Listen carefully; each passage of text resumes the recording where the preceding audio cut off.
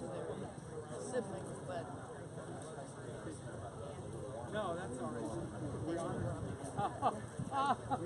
Too good to pass up. Oh, really? Bill non-guesser. close a little bit. Yeah, sure. No. I keep thinking of Huggle because that's what my son has, but that's not. So you know what's going on. You know what's going on? Better than me. Yeah, I'll give you my copy. Standard.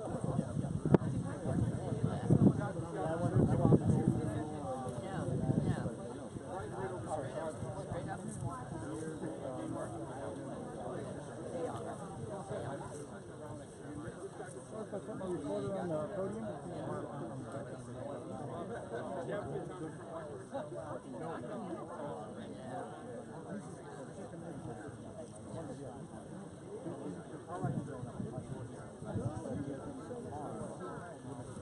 They could run, yeah. My son and his wife had a hospital.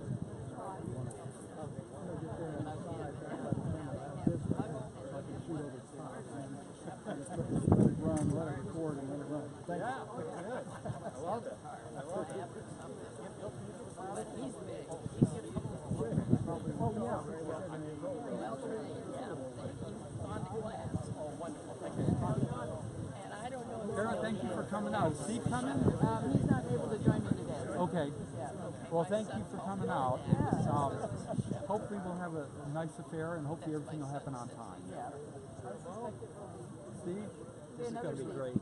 Yeah, Steve, this is Tara Riley. She's Lieutenant Spencer's great niece. Oh, nice to meet you. Nice to meet you. And Steve's retired Air Force colonel, dentist, and has been an author on the Lock Nation Grill. Yeah. This is all my stuff right here. But I love it so much. Nice to have you here. I'm going to zip around a little bit. Yeah. She's older now and she became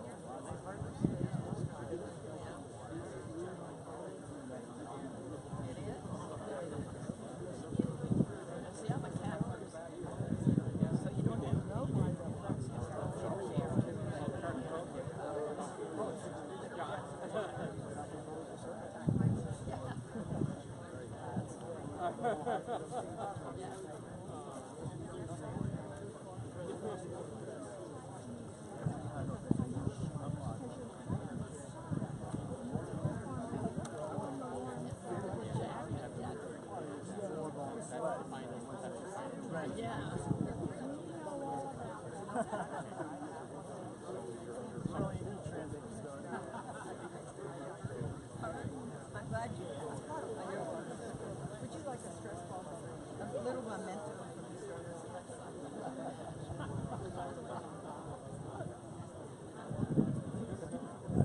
They came from a lady from Chicago brought them down.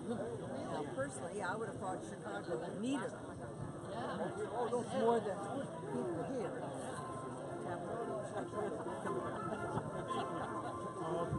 When all else fails. Feels like I'm bringing it out in the pulpit. Absolutely. Sir, would you like one more? Nothing just needs to be nice to stare and then.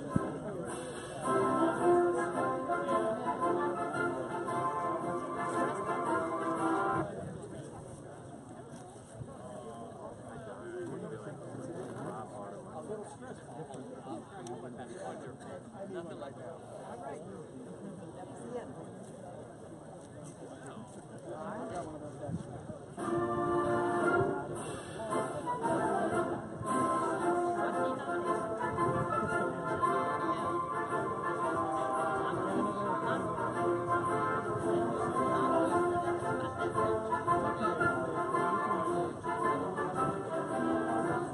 Thank you.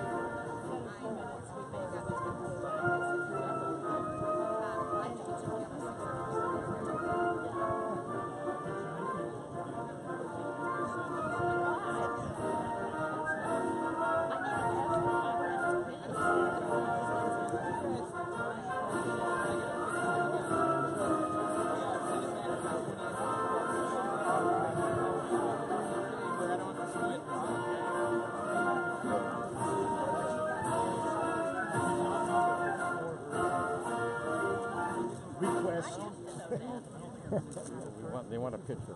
Yeah.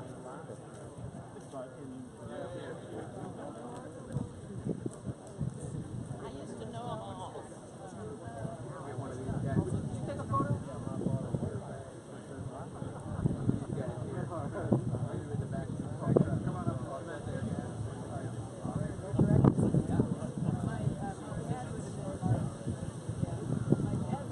When I was in fire,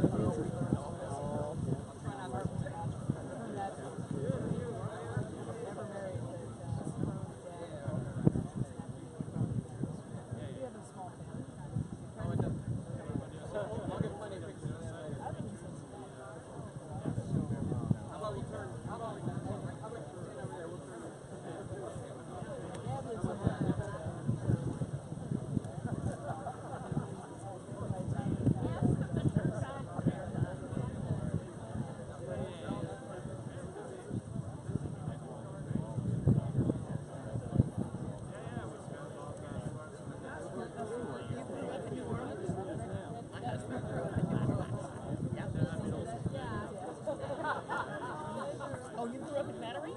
Yeah. He grew up right on Agriculture Street. Right in. Yeah.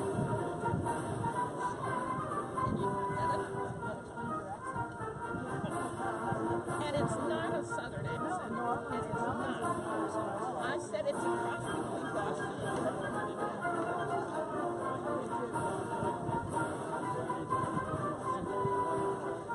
yeah.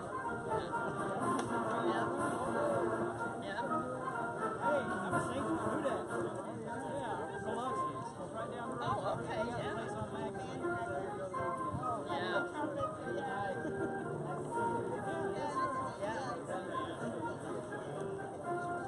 One of my husband's friends had a grain shop in Metairie.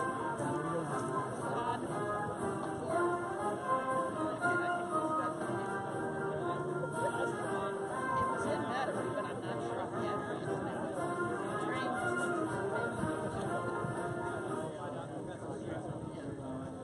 Well, this was when they were adults. Well, my husband did planes and trains. He liked them both.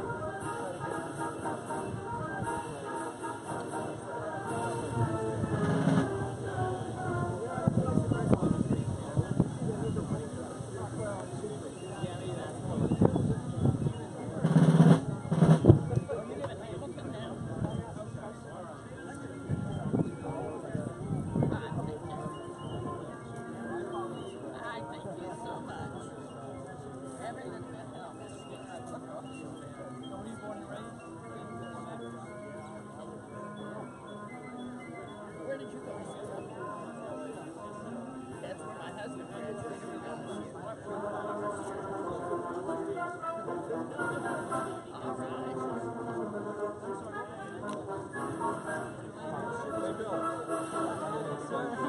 Yeah.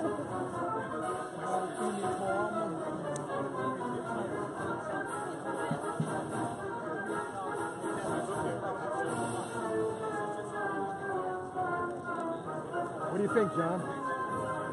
Well, so far so good. Yeah, let's look at it. Yeah, as one of the French officers was commenting on that. Says you have the right wings at least.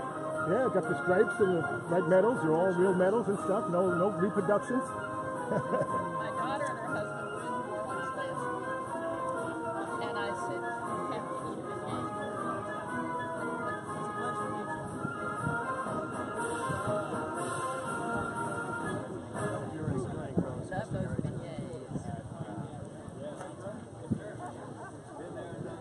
Oh yeah. Oh yeah. Okay, we're I met starting. my husband. He came up here and worked today. Oh. And aeronautical. Ladies and gentlemen, can I ask you to please take your seats, and we'll be starting the ceremony momentarily.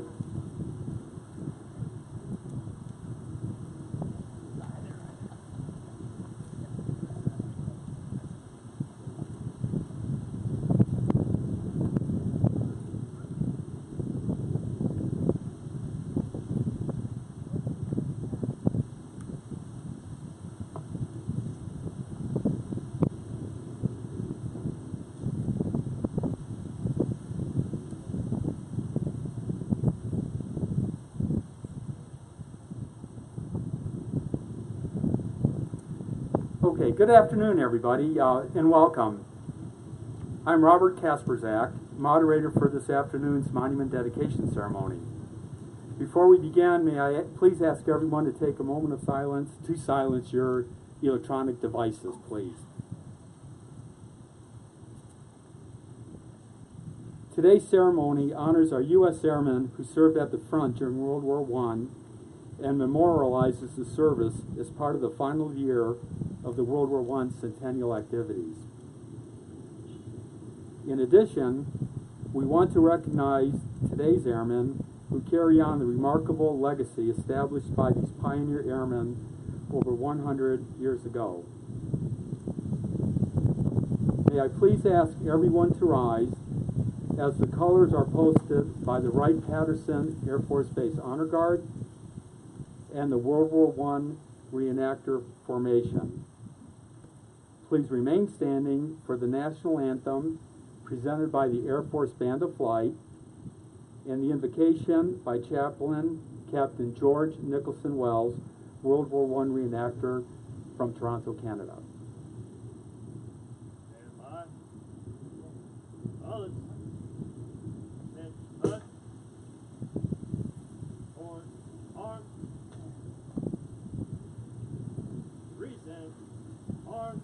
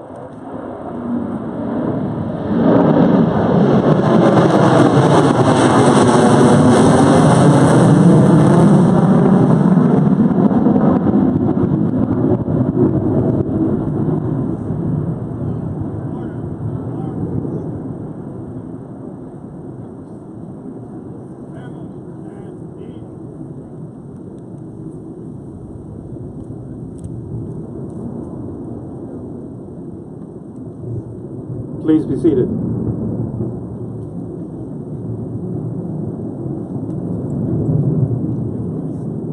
At the 11th hour, on the 11th day of the 11th month, the guns fell silent on the Western Front to bring to an end the Great War.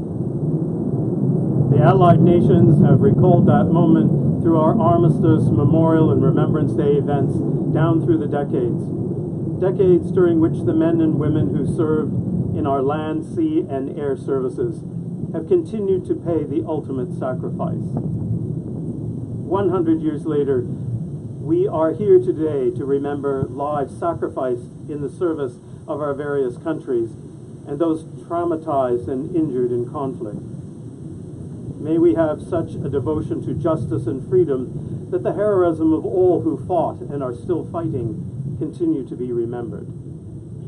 So let us now fulfill the purpose for which we are assembled, the dedication of this memorial in grateful memory of all who gave their lives that we might live. In ages past, Abram moved his tent and came and dwelt by the oaks of Mamre, which is in Hebron, and there he built an altar to the Lord. And in the days of Joshua, the children of God took 12 stones from the river Jordan and placed them together as a memorial forever. Bestow your blessings on us and on this monument and to those airmen of the Lafayette Escadrille and the United States Air Force of the Great War who laid down their lives for our sake. Send your Spirit upon all times when we assemble here to honor their memory and to remember all those whose names are written in the book of life, and that we may follow their example of faith, hope, and love, and that at the last we, being faithful unto death, may receive with them the crown of life. May we continue to honor the memory of our departed comrades by our service to our veterans and their loved ones, and remembering our solemn obligation, may we ever pray, Lord God of hosts, be with us yet, lest we forget, lest we forget. Amen.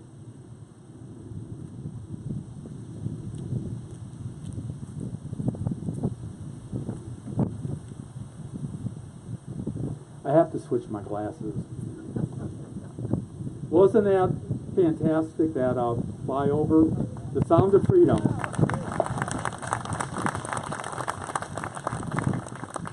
I'd like to take a moment to introduce our distinguished guests who will formally dedicate the monument. Please hold your applause because we have quite a few of the folks. Our host today is Mr. Mike O'Neill, National President of the League of World War I Aviation Historians. He's also a noted aviation artist. The League is the originator and the sponsor for this particular monument.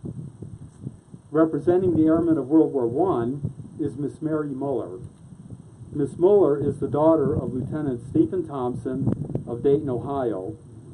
Lieutenant Thompson was the first American airman serving with the U.S. Army Air Service during the Great War to shoot down an enemy aircraft. Representing today's airman is Colonel Carl Fischbach, Commander, 7th Operations Group, Dyess Air Force Base, Texas. That was one of his bombers that flew over, and it was manned by a crew from Dayton. Thank you, sir. The monument will be accepted by retired Air Force Lieutenant General Jack Hudson. General Hudson is director of the National Museum of the United States Air Force. We are also pleased to introduce retired Air Force Colonel Tom Moe. Colonel Moe is a commissioner of the U.S. World War I Centennial Commission and a former Vietnam-era prisoner of war. Finally, I want to recognize Ms. Susan Menenga. Ms. Menenga is the World War I Centennial Project Manager for the Pritzker Military Museum and Library. Welcome and thank you for all your support and your participation in today's event.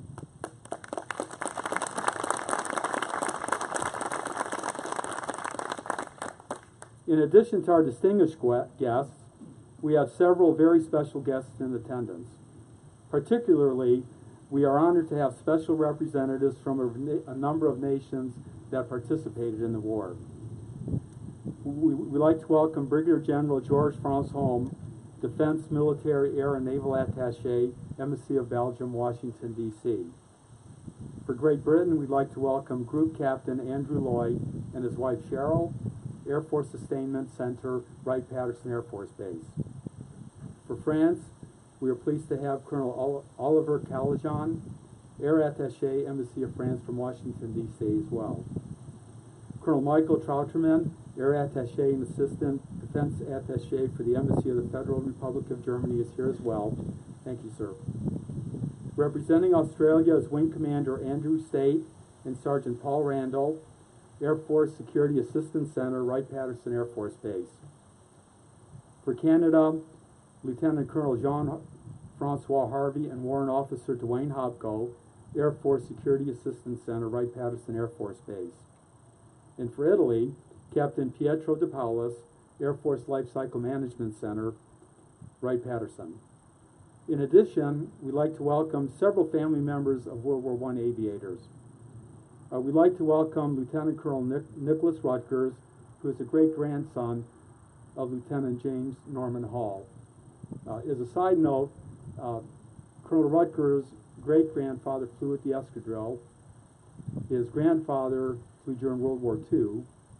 His father flew during Vietnam, and Colonel Rutgers currently commands the 123rd Fighter Squadron up in Portland, Oregon, and is teaching his son to be a pilot as well. So there's 100 years of aviation heritage in just that one family. So welcome, sir. We also have Mr. and Mrs. Raoul Lufberry. Mr. Lufberry is the great-nephew of Lafayette Escadrille pilot Major Raoul Lufberry. In addition, Mr. Bill Nungesser is a cousin of Lafayette Escadrille pilot Lieutenant Charles Nungesser, and he's the gentleman in the fancy French Lafayette Escadrille uniform. I'd also like to introduce Mr. Barney Landry, former First Lieutenant, Air Force First Lieutenant, son of World War I pilot Lieutenant Barney Landry of the 35th Aero Squadron that served at Issoudun, France. I'd like to also recognize Ms. Tara Stenseth Riley, the great niece of World War I pilot and fighter ace Lieutenant Martinez Stenseth. Lieutenant Stenseth served with the 28th Aero Squadron and is retired Air Force Brigadier General. Incidentally, the bomber was from the 28th Bomb Squadron, and Lieutenant Stenseth served with the original 28th Aero Squadron, so it's a nice linkage to the family and the family's heritage. We'd like to wish you all a warm welcome and offer our appreciation for joining our memorable ceremony.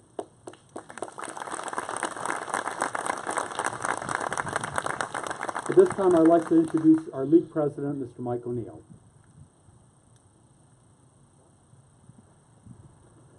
Good afternoon. In the early morning hours of 12 September 1918, just over 100 years ago today, the combined forces of the United States and France launched the Saint-Mihiel offensive. Its purpose was to straighten out the bulge in the front lines near Saint-Mihiel in preparation for the final autumn offensives, which would bring the war to end all wars to a close just 2 months hence. In support of this offensive, nearly 1,500 aircraft, French, British, and American, were united under a single command. It was the largest concentration of air power assembled during the Great War, and it signaled the maturation of U.S. air power as a strategic force in the prosecution of the war. In the long years prior to 1918, as the war began to envelop Europe, and long before the United States entered the conflict, U.S. citizens were already volunteering for duty with the British Royal Flying Corps and the French Service Aeronautique. Beginning as early as 1915, these volunteers paved the way for all the American aviators who followed. A New Englander, Oliver Dwight Filley, perhaps the first American volunteer with the British Royal Flying Corps, or Victor Chapman, Edmund Genet, James McConnell, Raoul Lufberry, and James Norman Hall, all of whom flew with the famous Lafayette Escadrille, are lionized in aviation museums across this nation. As the vanguard, they deserve all the honor we can afford them. But here, in Dayton, under this canopy of old-growth trees, in the very shadow of the National Museum of the United States Air Force, where there's an abundance of tribute to American aviation history and the men and women who animated it, there's been no memorial to our World War I aviators. Today, under a welcoming sky, and in attendance of the families of many of these men, I'm delighted to say this is no longer the case. We're gathered here today to dedicate this lasting tribute to these aviation pioneers. In this 100th anniversary of the end of the First World War, it is my humble honor to represent the League of World War I Aviation Historians, whose primary mission is the preservation of this important part of our national heritage. Today, with joyful hearts, we offer this tribute to our first aviators. Today, in quiet respect, we remember their sacrifice. And today, through the generous donations of family, friends, and local charitable organizations, and upon this 100th anniversary of their service, we dedicate this monument. Thank you.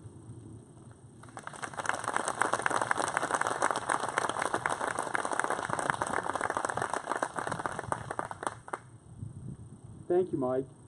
Representing the World War I Airmen is Miss Mary Muller. Miss Muller?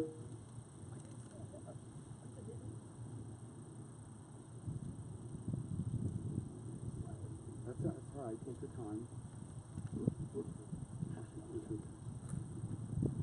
Yes, I'd like to thank the League of World War I Aviation Historians for inviting me to represent the 78,000 United States Airmen who served at the front during the Great War. My father, Lieutenant Stephen W. Thompson of Dayton, Ohio, was one of these airmen. I am humbled by this unique privilege to represent him and the airmen of the U.S. Army Air Service. My father was the first man in U.S. military service to shoot down an enemy airplane. Since his American squadron had not yet started flying operational missions, my dad visited a nearby French bombing squadron on February 5th, 1918, to observe preparations for a combat flight. A French observer became ill, and my father was invited to replace him.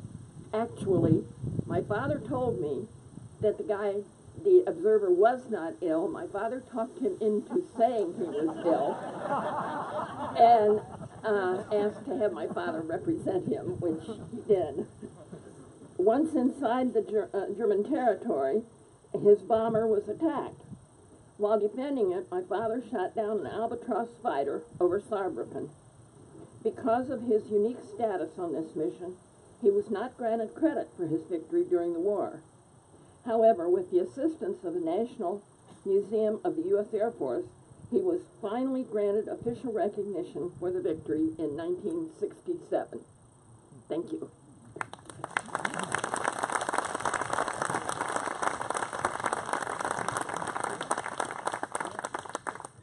Thank you, Ms. Muller. I'd like to introduce Colonel Fischbach, 7th Operations Group Commander. Thank you, Rob.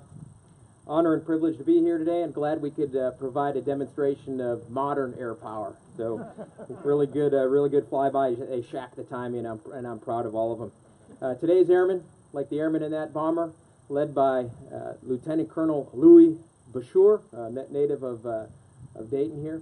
He's the 28th Bomb Squadron Commander. The airmen there are but one link in an unbroken chain of American warfighters dating back to the First World War. Since the early days of U.S. military aviation, men and women have had a burning desire to fly, and since then, air power has become the defining force during war and conflict. The World War I airmen had pioneered most of today's aerial missions, including photo reconnaissance, close air support, battlefield interdiction, and day and night strategic bombing. That legacy continues today and continues in great fashion in the form of our modern Air Force. Our heritage as warfighters is both a source of pride and obligation. It's an essential element to a fighting force. 2 weeks ago, on September 6th, the 7th Operations Group, the unit that I have the privilege to command, celebrated its centennial. From the early days of World War I as the first Aero Observation Group to where it is now the 7th Operation Group and the largest B-1 operations group in the Air Force and the backbone of America's long-range bomber force. More than 100 years of U.S. military aviation has been written, and it has been written well. And we are excited to see what the next 100 years brings. Thank you.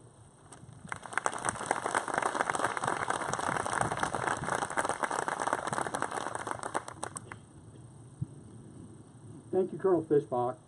May I please ask Mr. O'Neill, Ms. Muller, Colonel Fischbach, and General Hudson to come forward for unveiling the monument and presenting to the National Museum of the United States Air Force.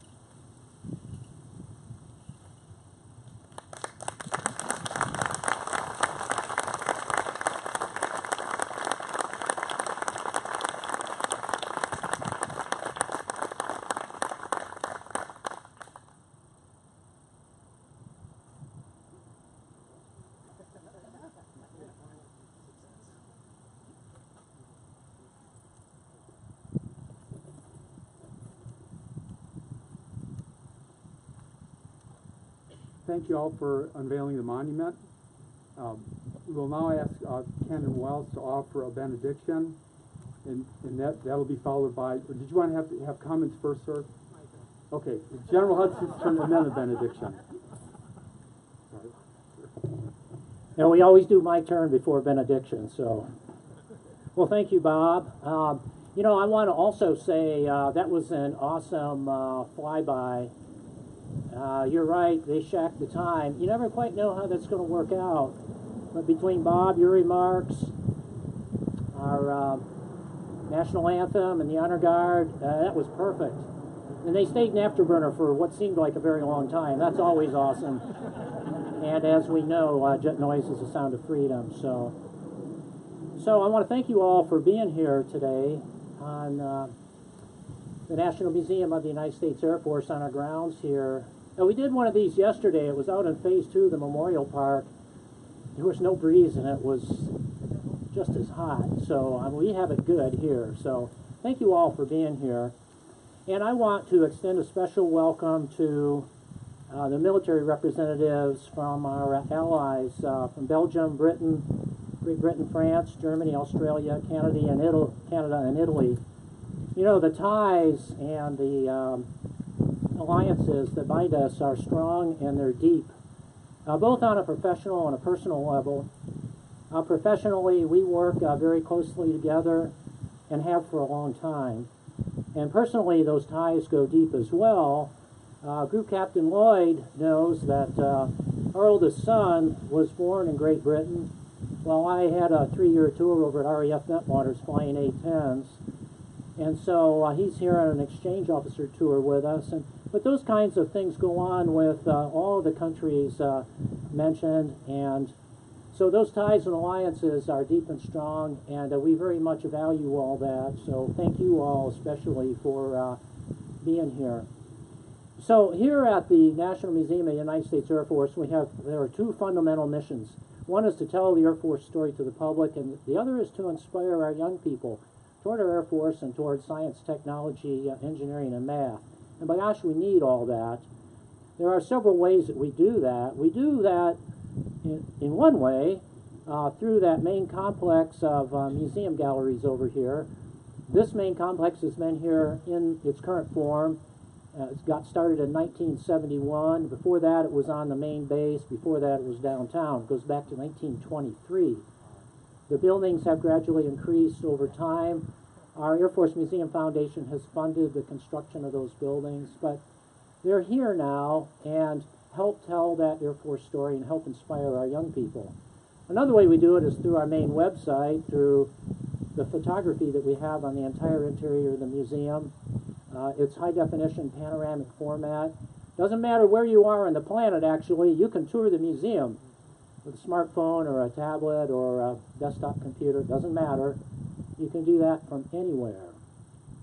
And then we have artifacts on loan all across the United States and in some locations in other countries.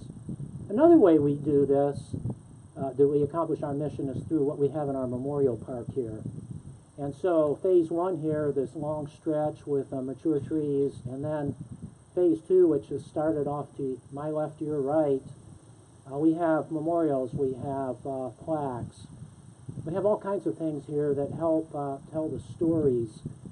And so what you have here in front of you with this monument helps us accomplish our mission here of telling the stories to the public and inspiring our young people toward our Air Force and toward science, technology, engineering, and math. In one sense, telling the story is, you know, we look back and we say thanks to those who have come before. The part about inspiring our young people is paying forward, where we hope to inspire young people toward military service and toward science, technology, engineering, and math. So we pay forward with this. We have a motto here at the museum, and it goes like this: we are the keepers of their stories. So this monument here has fantastic stories behind it from many, many countries of service and sacrifice. And so that goes into our toolkit to help tell the stories to the visiting public and to inspire our young people. and hope that they will in turn grow up and understand the concepts of service and do just that. So we are very much honored here that we are now the caretakers and perpetuity of this amazing monument, as we are for everything else that's out here in the Memorial Park in Phase 1 and now out in Phase 2. So we take care of these always. We will always take good care of this monument and have it here in the Memorial Park for all to see and visit. So thank you all for being here today, and again, thanks on behalf of our museum staff of about 90, our 600 volunteers, our Air Force Museum Foundation, for the privilege of having this monument here and the privilege of taking care of this always. Thank you.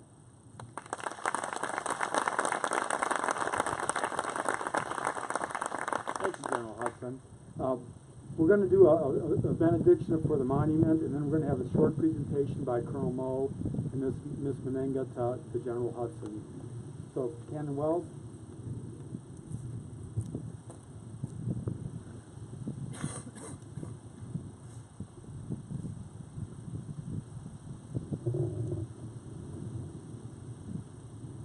Lord God of hosts, we thank you for those valiant hearts who at the call of duty and country laid down their lives in the cause of freedom. We pray that we may uphold the torch entrusted to us so that their sacrifice may not have been in vain. Unite all the peace-loving peoples of the world in one holy purpose to defend the principles of freedom and brotherhood for which these valiant hearts lived and died. And now unto God's gracious mercy and protection we commit ourselves. May the Lord bless us. May the Lord keep us. May the Lord make his face shine upon us and be gracious unto us. The Lord lift up his light of his countenance upon us and give us peace. May the Christ who walked on wounded feet walk with us to the end of our road. May the Christ who serves with wounded hands teach us to serve each other. May the Christ who loves with a wounded heart help us to love each other. Go now out into the world, and may you see the face of Christ in everyone you meet, and may everyone you meet see the face of Christ in you. Amen.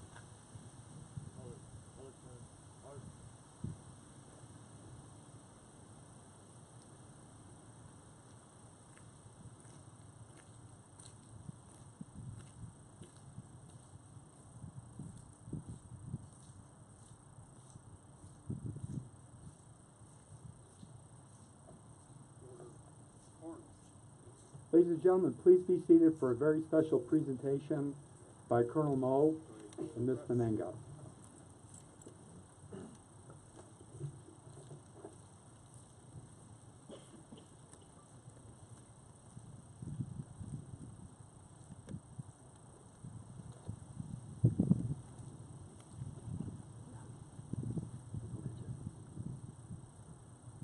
Oh, good afternoon. You can answer. Bonjour. Guten Tag. Good day. And hello to everyone. So good to see you all. What a moving ceremony. So I'm pleased and honored to be with you today for this program. My special thanks to the tireless efforts of Bob Kaspersak and my friend Susan Menenga for their tireless efforts in support of this project. And of course, General Hudson for his outstanding leadership eternally for the National Museum of the United States Air Force. What a magnificent tribute to our Air Force. And my thanks to all of you who had part in the success of this project. In 1916, the United States World War I Centennial Commission and the Pritzker Military Museum and Library in Chicago, the PMML, launched the 100 Cities, 100 Memorials program. This program received important support from the American Legion and the Veterans of Foreign Wars. For its part, the PMML established a matching grant award of $2,000 to serve as an incentive for each community that could honor those who served in World War I by joining together to establish, in this case, or to restore these important historical treasures. This program generated over $4.8 million in World War I memorial dedications and restorations across the nation. Understanding the importance of their community's history, our community's history, veterans groups, historical societies, school children, and citizens of all types rallied together to make these projects a success. We will and must remember the sacrifice made by our fellow citizens over there 100 years ago. One of the most poignant poems from that war was composed on the battlefront on May 3rd, 1915, during the Second Battle of Ypres in Belgium by Lieutenant Colonel John McCrae. About 4 weeks ago, I had the honor of being at the Flanders Field Cemetery, American Cemetery there, near Kortrijk, and also the Buffalo Bridge, which was seized by the Ohio 37th Buckeye Division, and we are joined for the program by a number of our fellow Buckeyes from the 37th Division. And I have to also point out, they're still standing up here, there are 2 flag bearers here. We're over in France and Belgium with us as well. They're from Canal Winchester. They went over there to join these centennial commemorations on their own dime. So I think they need a hand. Thanks, guys.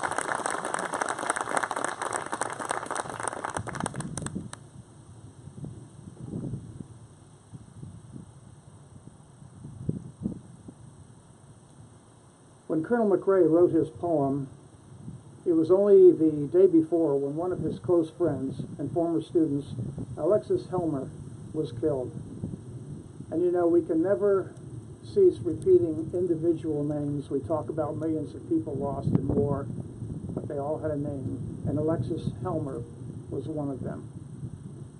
Inspired by the sacrifice of his friend and so many of his colleagues, McCrae wrote what was become the immortal poem In Flanders Fields. The last stanza of the poem entreats us to do just as we are doing this day, when it says, "If ye break faith with us who die, we shall not sleep, though poppies grow in Flanders Fields." We must never break faith. We must never forget the service and sacrifice of our doughboys and their families. Through your work on this memorial, you have told in concrete terms to your community, to your state, and your nation, we will never forget. Thank you for this splendid effort. And now I would like to ask General Hudson if you would come forward, and on behalf of the World War I Centennial Commission and the Pritzker Military Museum and Library, I'd like him to accept this World War I Memorial Certificate. Thank you, General.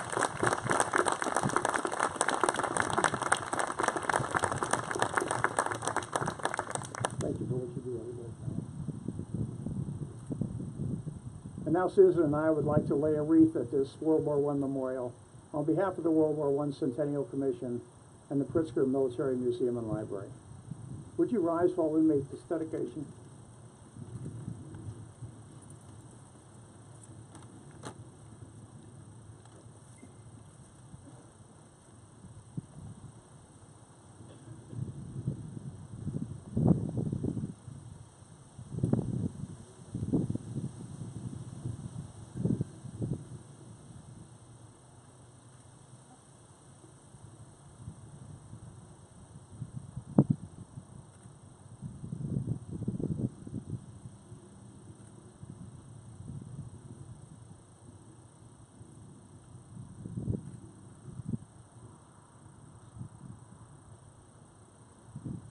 Thank you, ladies and gentlemen. Please be seated.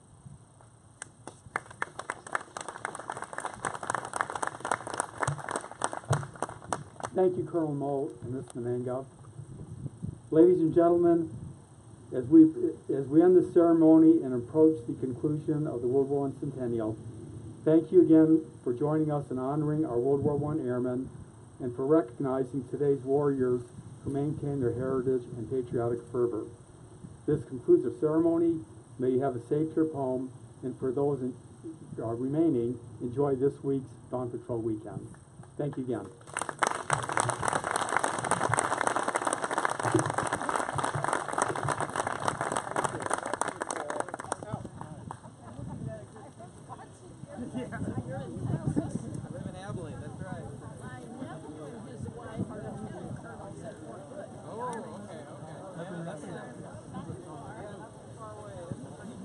Cannon Hill.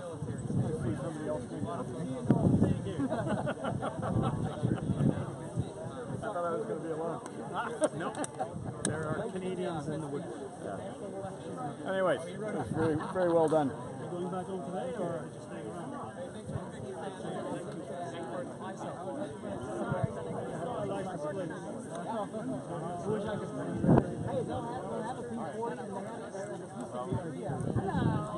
Come on and relive it again. I know. Bill Wise goes to my church.